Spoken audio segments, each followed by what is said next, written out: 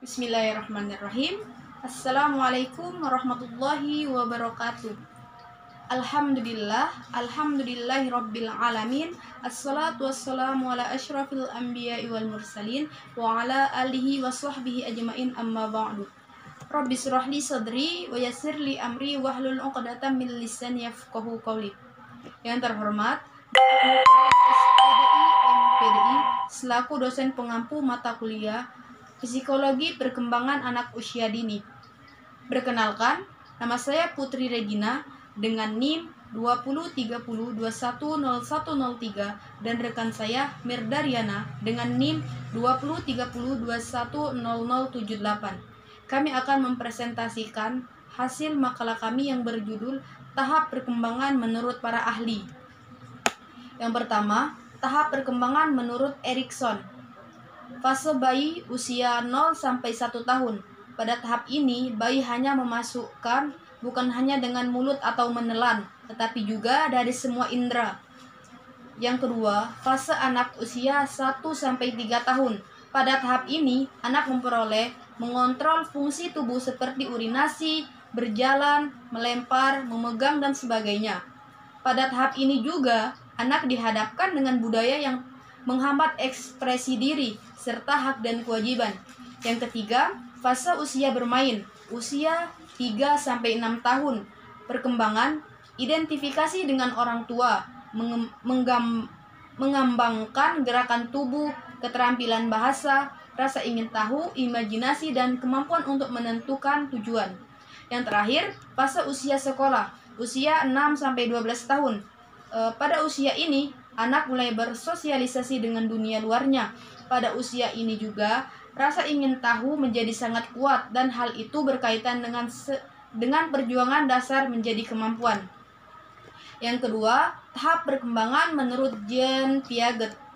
Yang pertama, fase sensorimotor, usia 0-2 tahun. Perkembangan, pengetahuan anak diperoleh melalui interaksi fisik, baik dengan orang atau objek atau benda. Yang kedua, fase praoperasional, usia 2-6 tahun. Anak mulai menggunakan simbol untuk mempresentasi dunia atau lingkungan secara kognitif. Yang ketiga, fase operasi konkret, usia 6-11 tahun. Pada fase ini, anak sudah dapat membentuk operasi-operasi mental atas pengetahuan yang mereka miliki.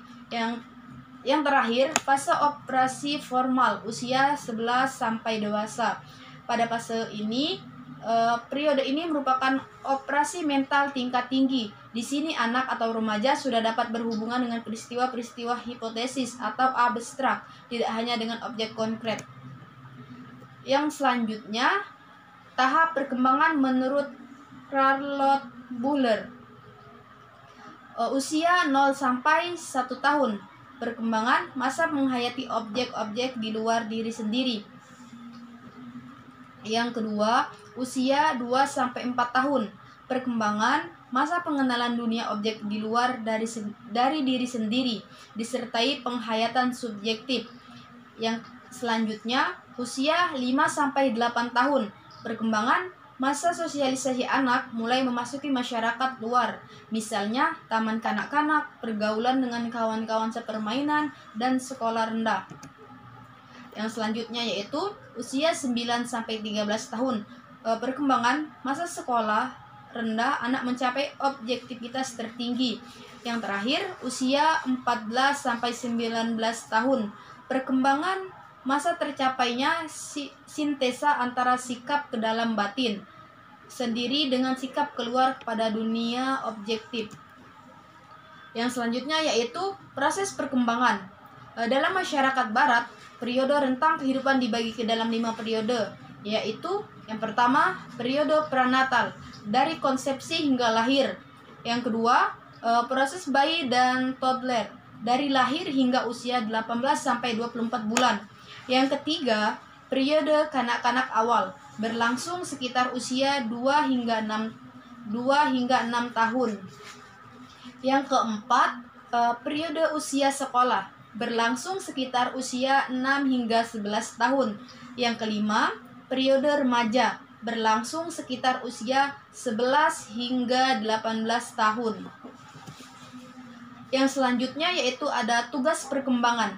Tugas-tugas perkembangan adalah penyempurnaan pemahaman mengenai konsep-konsep sosial, konsep-konsep benar dan salah, dan seterusnya, dan belajar membuat hubungan emosional yang makin matang dengan lingkungan sosial baik di rumah maupun di luar rumah. Tugas perkembangan kanak-kanak awal adalah yang pertama, belajar keterampilan fisik yang diperlukan untuk bermain.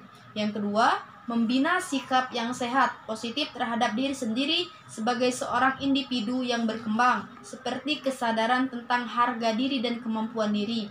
Yang ketiga, belajar memainkan peran sesuai dengan jenis kelamin. Yang terakhir, mengembangkan dasar-dasar keterampilan membaca, menulis, dan menghitung. Yang selanjutnya ada ciri khas atau karakteristik perkembangan. Karakteristik perkembangan anak usia dini 38, anak usia dini 0 sampai 8 tahun adalah individu yang sedang mengalami proses pertumbuhan dan perkembangan yang sangat pesat. Bahkan dikatakan sebagai lompatan perkembangan. Karena itulah maka usia dini dikatakan sebagai golden age, usia emas, yaitu usia yang sangat berharga dibanding usia-usia selanjutnya. Yang selanjutnya ada prinsip perkembangan.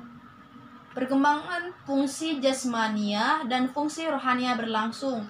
Yang selanjutnya, setiap individu mempunyai kecepatan sendiri-sendiri dalam perkembangannya. Dan yang terakhir, perkembangan seseorang individu baik keseluruhan maupun setiap aspeknya, kelangsungannya tidak konstan melainkan berirama. Mungkin itu saja yang dapat saya sampaikan. Lebih dan kurangnya saya mohon maaf. Yang selanjutnya akan disampaikan oleh Saudari Mirdariana. Perkenalkan, nama saya Mirdariana. Di sini saya akan melanjutkan materi yang telah disampaikan oleh Putri Regina. Materinya yaitu hukum perkembangan. Pengertian dari hukum perkembangan itu sendiri adalah patokan generalisasi mengenai sebab dan akibat terjadinya suatu peristiwa perkembangan dalam diri manusia, di mana hukum dari perkembangan itu terbagi menjadi 7. Yang pertama yaitu ada hukum konvergensi, yang kedua ada hukum perkembangan dan pengembangan diri, yang ketiga ada hukum masa peka, yang keempat ada hukum keperluan belajar, yang kelima hukum kesatuan anggota badan, yang keenam hukum tempo perkembangan, dan yang terakhir yaitu hukum rekapitulasi. Dan materi selanjutnya yaitu ada faktor-faktor yang mempengaruhi sebuah perkembangan, di mana faktor yang mempengaruhi perkembangan ini terbagi menjadi 2, yaitu ada faktor hereditas atau faktor keturunan, yang kedua ada faktor genetik atau disebut dengan gen. Nah, pengertian dari faktor hereditas itu adalah menurut Wasti Sumanto, faktor keturunan atau sering disebut dengan faktor hereditas itu merupakan sebuah faktor utama yang mempengaruhi perkembangan pada diri manusia.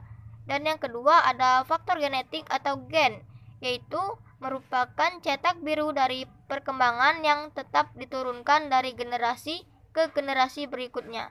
Mungkin itu saja penyampaian materi dari saya. Saya akhiri. Assalamualaikum warahmatullahi wabarakatuh.